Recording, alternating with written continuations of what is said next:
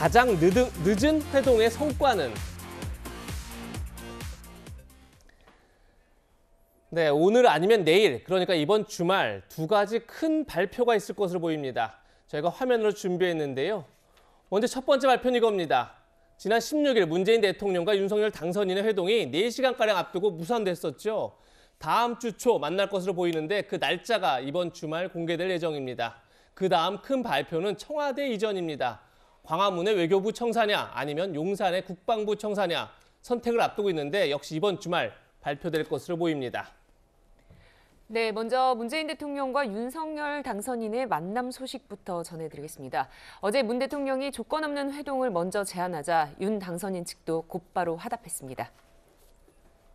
문재인 대통령은 윤석열 당선인과 빠른 시일 내에 격이 없이 허심탄회하게 대화하는 자리를 갖는 것이 국민에 대한 도리라면서 무슨 조율이 꼭 필요하다고 생각하지 않으며 청와대의 문은 늘 열려 있다고 말했습니다.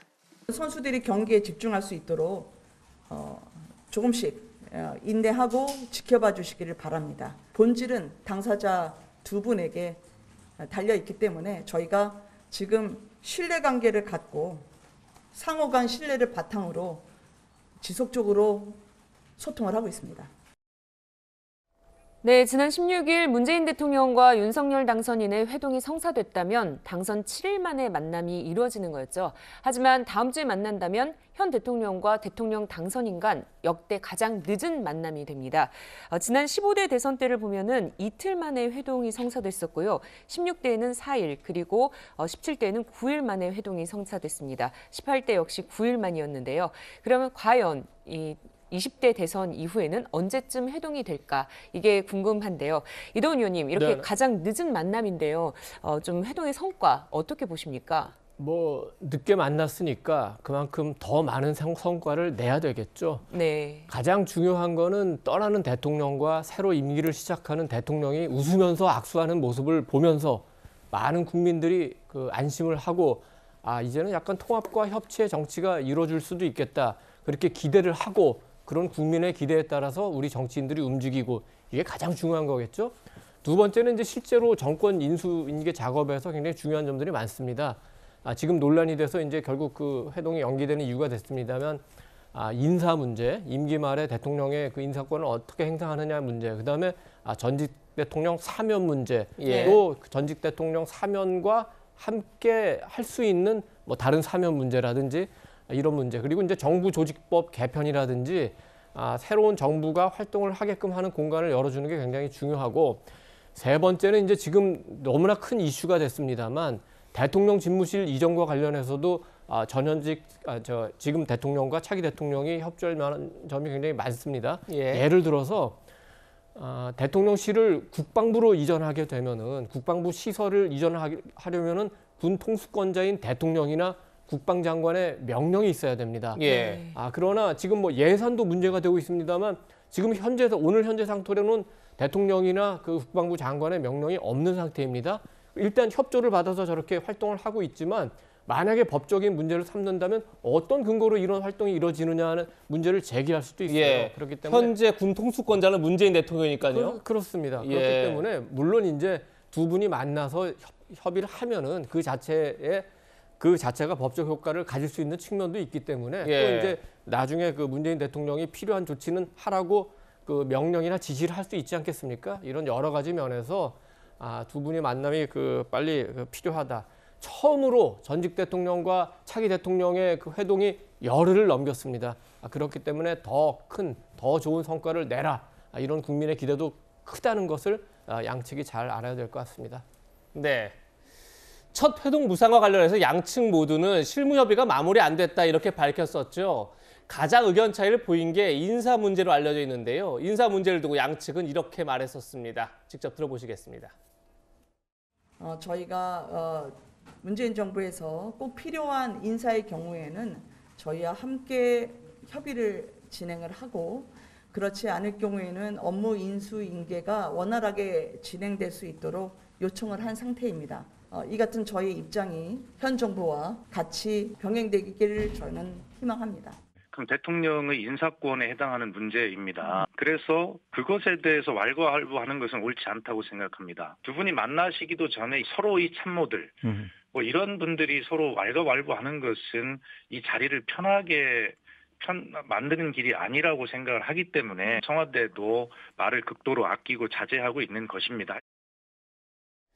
네, 양측이 가장 갈등을 보였던 건 인사 문제인데 그중 이 세 가지 자리를 두고 갈등이 있었던 것으로 알려지고 있습니다. 첫 번째가 한국은행 총재입니다. 그런데 이창용 국제통화기금 아시아 태평양 담당 국장으로 양쪽이 협의가 됐다 이런 보도가 또 나옵니다. 또 한편으로 문제가 됐던 인사가 중앙선관위 상임위원인데 역시 여야가 같이 추천했던 조병현 선관위원을 상임위원으로 내정하는 건 아니냐 이런 얘기가 나오는데 여전히 감사위원 2명을 두고는 갈등이 있다. 이런 보도가 좀 나오고 있는 상황입니다. 최지봉 교수님, 예. 대통령의 인사권을 두고 왈가왈부하지 마라. 청와대 이렇게 주장했습니다. 반면에 새 정부와 임기를 같이 하는 만큼 당연히 협의해야 된다. 당선인 측 주장은 이렇게 갈라졌는데 결국 톱다운 방식으로 정리가 될 것 같아요. 그렇죠. 그렇다고 그러면 굳이 이렇게 회동을 연기하면서까지 갈등을 빚었을 필요가 있나 또 이런 생각도 드는데요. 그러니까 저는 이해가 안 되는 건 그 두 분이 말고 다른 분들이 자꾸 여러 가지 얘기를 해서 그렇다고 저는 생각해요. 예. 그런 얘기가 없었으면 만남도 이루어졌을 것이고 만나서 얘기가 가능하잖아요. 두 사람이 만나서 얘기를 해야지 옆에서 참모라고 하는 분들이나 아니면 뭐 인수에 계신 분들이나 아니면 측근이라고 하신 분들이 자꾸 인터뷰하면서 이러저런 얘기를 하는 것이 저한 도움이 되겠습니까? 저는 도움이 안 된다고 생각해요. 그리고 원칙, 공정, 상식을 얘기했던 분이 윤석열 당선인이니까 예. 그 원칙에 따르면 인사권은 현재 문재인 대통령이 갖고 계신 거예요. 예. 그러니까 협조를 요청하는 거죠. 그러니까 당선인 측에서 예를 들면 협조가 필요하니까 이런 부분도 협조해 주셨으면 좋겠습니다. 요청하고 문재인 대통령이 받아들일 수도 있고 안 받아들일 수도 있는 거죠. 근데 그거를 시작도 하기 전에 만나기도 전부터 그런 얘기가 자꾸 나오면 청와대 입장에서 얼마나 불쾌하겠습니까? 뭐 이제 얼마 안 남았다고 이렇게 무시하나 이런 생각도 들 것이고요. 저는 그런 게 문제라고 생각해요. 주변에 계신 분들이 언론 인터뷰하고 이러면서 자꾸 분위기를 더 안 좋게 만들어가고 있고 사면 문제도 그렇습니다. 그걸 두 분이 만나서 얘기할 수 있도록 열어놔야 되는 거 아닙니까? 예. 저는 두 분이 만나면 충분히 대화가 되고 또 충분히 이해가 될 거라고 생각해요. 뭐 아니 물론 의견이 부딪히는 부분도 있겠죠. 그것도 나중에 그러면 추후에 만날 필요가 있으면 또 만나서 얘기하고 이런 과정을 통해서 풀어나가야 되는 것이지 자꾸 옆에서 있는 분들이 얘기를 하게 되면 오해만 불러일으키는 거예요. 그건 절대 저는 도움이 안 된다고 보고요. 예. 그래서 지금 문재인 대통령 말씀처럼 아무 조건 없이 만나서 얘기를 시작하는 거예요. 그리고 거기서 만약에 갈등의 요소가 있으면 그 부분에 대해서는 또 논의하고 다시 또 만날 수도 있잖아요. 예전에 현직 대통령과 당선인 사이의 만남이 여러 차례 있었던 경우도 있어요. 한 번이 아니고 예. 또 실무진에서 만날 수도 있는 거고 그런 점은 추후에 충분히 있을 수 있는 문제이기 때문에 자꾸 이렇게 여론을 옆에 계신 분들이 자꾸 예. 이상한 방향으로 몰고 가는 것은 저는 전혀 도움이 안 된다고 봅니다. 네. 이든 의원님, 결국 네. 그러면 주변 참모들의 문제였다 이렇게 좀 정리가 돼야 되는 건가요? 뭐 꼭 참모의 문제였다기보다는 자리가 가진 중요성이 워낙 크기 때문에 예. 그 협의 과정을 거쳤고 어느 정도 조금 그 조정이 되는 그런 국면으로 간 거 아닌가 싶습니다. 지금 이제 제가 말씀드린 세 자리는 한국은행 총재하고 그다음에 감사위원 2분, 그다음에 중앙선관관리위원회 그 상임위원 이렇게 그 세 자리인데 네. 한국은행 총재는 이제 임기가 4년이기 때문에 이번에 임명하면은 대부분의 임기를 윤석열 대통령과 함께 하게 되는데 금리 정책은 너무 중요해서 물가나 성장 등 경제 전반에 걸쳐서 영향을 미치기 때문에 차기 대통령과 함께 하는 게 더 낫다. 이래서 대체로 지금 뭐 이창용 국제통화기금 그 아시아 태평양 담당 국장이 거론되는데 이분은 옛날에 아시아개발은행에서도 일했고 서울대 교수도 하고 그다음에 금융위원회에서 근무했기 때문에 많은 분들이 뭐 이만하면은 더 적격일 수가 없다. 그래서 이분 쪽으로 정리가 되는 것 같고요. 예. 그다음에 중앙선거관리위원회 상임위원은 현재 그 상임위원 그 9명 가운데 대통령이 3명, 대법원장이 3명, 그다음에 국회가 3명을 추천하는데 여야 1명에 여야가 동시에 추천하는 분이 있습니다. 예. 이분이 조병현 지금 그 선관위원이에요. 그래서 이분을 그럼 상임위원으로 하는 게 가장 적합하지 않느냐 이렇게 의견이 모입니다. 이제 문제는 지금 쟁점이 아직도 해소가 되지 않은 게 감사위원 2분인데 예. 이게 이제 왜 문제가 되냐면은 정권이 바뀌면은 감사원에서 현 정권 말하자면 문재인 정부에 대한 감사를 할 가능성이 굉장히 높습니다. 우리 예. 탈원전 감사, 그러니까 탈원전이라면 월성 1호기 조기 가동 중단과 관련된 감사에서 그 굉장히 여야가 충돌하지 않았습니까? 네. 이제 그렇죠. 그런 거를 우려하는 거죠. 예를 들어서 정권이 바뀌었는데 예를 들면 뭐 부동산 정책을 감사를 한다. 그렇다면은 아이고 이거 감사위원이 만약에 윤석열 후보 쪽에 좀 더 가까운 인물이면 결과가 문재인 정권에 굉장히 불리하게 나오는 거 아니야? 그렇게 생각할 수 있기 때문에 이게 좀 미묘한 점이 있어서 아직 해소가 안 되는 것 같은데 우리가 이제 이런 거를 생각해 볼 수 있겠습니다. 감사위원도 임기가 4년이에요. 예. 결국은 윤석열 대통령과 대부분의 임기를 함께 해야 됩니다. 근데 윤석열 당선인이 대선 당시에 한 번도 현 정권을 비판하면서 민주당 정권이라고 비판했지, 민주당 정부라고 비판했지, 문재인 정권이나 문재인 정부라고 비판하지는 않습니다. 그건 무슨 뜻이냐면은 어느 정도 금도를 지키겠다는 거예요. 그래서 한편으로 윤석열 차기 정부가 문재인 현재 정부에 보내는 어떤 시그널이라고 볼 수도 있기 때문에 예. 상호 간의 신뢰를 유지하면서 감사위원도 지금 그러면 현 정권에서 1명, 차기 정권에서 1명 이렇게 얘기 나누는데 한 명씩 하자. 그렇습니다. 예, 예. 그러지 말고 앞서 한국은행 총재나 선관위 상임위원 하는 것처럼 그래도 차기 정부에서 일할 수 있는 여건을 갖춰주고 윤석열, 문재인 두 분과 관련한 관계에서는 조금 신뢰를 바탕으로 해서 해나가는 게 맞고 그런 신뢰를 이제 다음 주에 될 거로 보이는 두 분 간의 회동에서 좀 쌓는 게 낫지 않을까 이렇게 생각합니다. 예. 네. 또 회동 무산의 또 다른 이유로 꼽혔던 게 바로 이명박 전 대통령 사면 문제입니다. 이 역시 문재인 대통령과 윤석열 당선인 회동에서 논의 테이블에 오를 가능성이 높은데요. 앞서 양측은 이 전 대통령 사면을 두고 이렇게 충돌했습니다.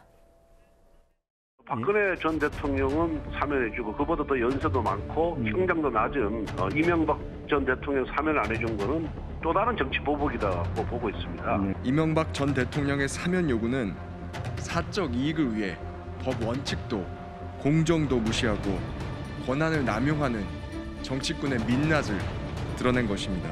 이건 문재인 대통령이 퇴임 전에 결단을 내려야 될 사항이라고 봅니다. 최측의 김경수 전 경남지사를 살리기 위해서 동시에 사면하기 위해서 남겨둔 것이다. 같이 사면을 하리라 이렇게 보고 있습니다. 김경수 전 지사가 누구를 위해서 그런 선거법 위반을 한 거예요? 문재인 대통령 입장에서는 김경수 그냥 놔둘 수가 없습니다. 살려가지고 살려줘야죠. 직접 수사하고 기소했음에도 사면이 필요하다고 생각하는 것이라면 윤석열 당선인 본인이 대통령이 된 뒤에 직접 책임 있게 하시기 바랍니다.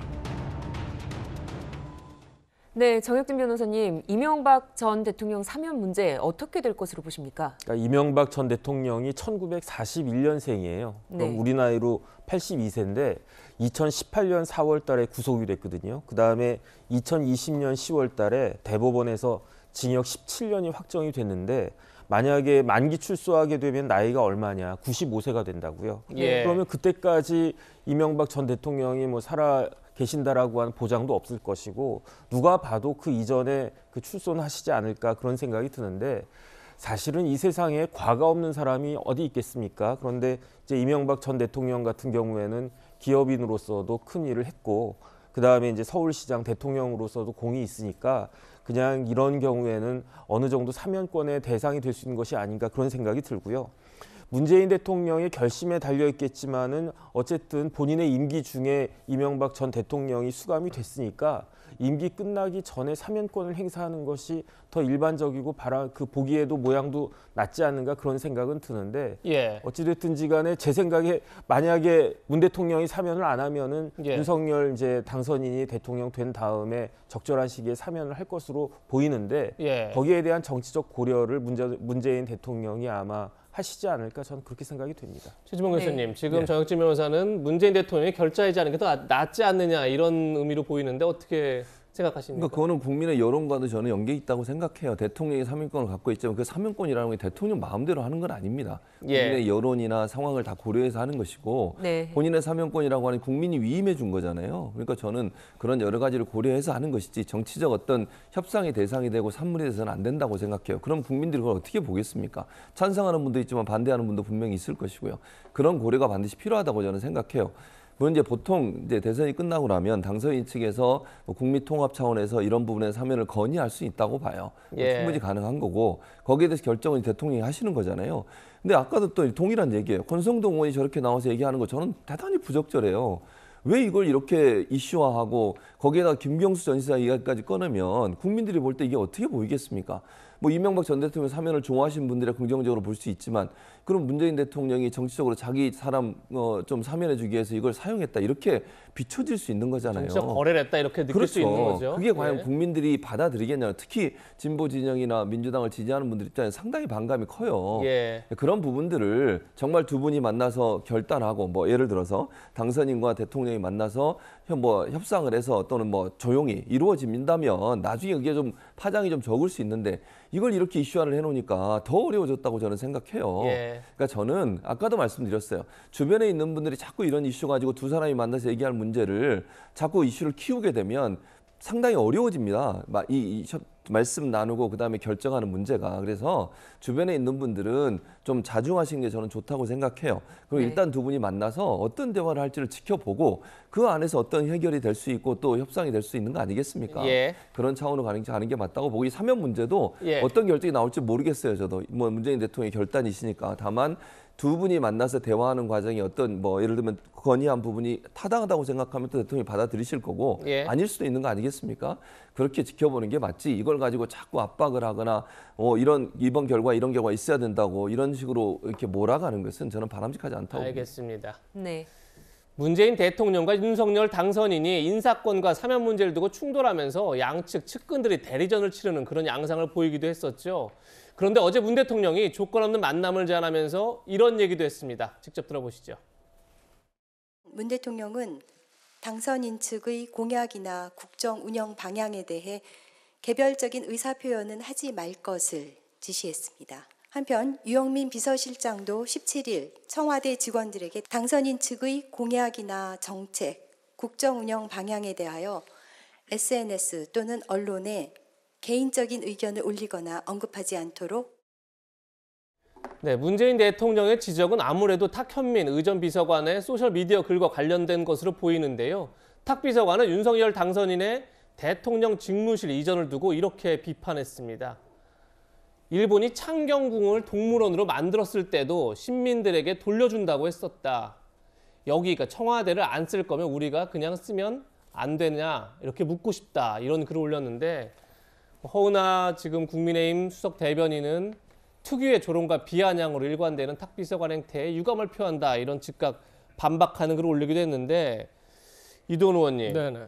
탁 비서관의 비판은 적절한지 이것도 궁금하지만 문 대통령이 이에 제동을 걸었습니다. 이건 또 어떻게 봐야 되는지도 궁금합니다. 그러니까 우선 정권 교체기라는 거는 정치적으로 굉장히 좀 민감한 시기 아닙니까? 그렇죠. 그러면 이제 앞으로 떠날 정권도 또 새로 들어오는 정권도 서로 굉장히 조심하면서 상대방을 예우할 필요가 있는데 탁 비서관의 그 발언은 좀 떠나가는 정권에 대해서 너무 심하게 비판하고 싶지는 않지만 좀 너무 좀 철부지 같은 얘기가 아닌가.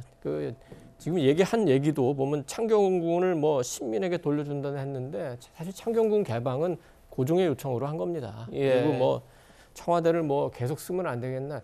뭐 평생 정권인가요? 지금 정권 교체 자체를 인정을 안 하는 거예요. 이게 특히 3월 10일이었죠. 박경미 대변인이 그 선거 패배를 인정하는 발표를 하면서 5분간이나 울먹인 걸 우리가 봤지 않습니까? 그 탁비서관까지 이러면은 탁비서관은 뭐 누구나 다 지금도 최근 거리에서 대통령을 모시고 있고 대통령의 측근인데 그러면 청와대는 정권 교체 자체를 별로 인정하고 싶지 않은 건가? 지금 두 사람이 하는 말과 행동이 결국은 문재인 대통령의 그 생각인가? 이렇게 의심하지 않을 수 없지 않습니까? 예. 그렇기 때문에 굉장히 적절치 못했고 그렇기 때문에 그 문재인 대통령이 적절한 시기에 그 질책을 하고 제동을 건 것은 굉장히 잘했다고 생각합니다. 네. 어떤 정치 상황에 대해서 그 청와대 비서관 차원의 생각이 있을 수 있고 또 여당 의원 차원의 생각이 있을 수 있지만 대통령 차원의 생각은 그거보다는 더 높고 지금 문 대통령은 적어도 그런 차원에서 조치를 하고 있다고 보고 예. 여기에 대해서 우리 윤석열 당선인 측에서도 잘 호응을 해서 다음 주라도 좀 그 합의를 낼 수 있는 어떤 좀 의미 있는 만남이 이루어지길 좀 기대합니다. 네. 문재인 대통령과 윤석열 당선인 역대 가장 늦은 다음 주 초쯤에 회동을 할 것으로 보이는데 어떤 성과를 낼지 지켜보겠습니다. 그럼 이번에는 이번 주말 발표될 또 하나의 큰 뉴스 청와대 이전과 관련된 소식 짚어보겠습니다. 저희가 준비한 두 번째 한랭킹에서 만나보시죠.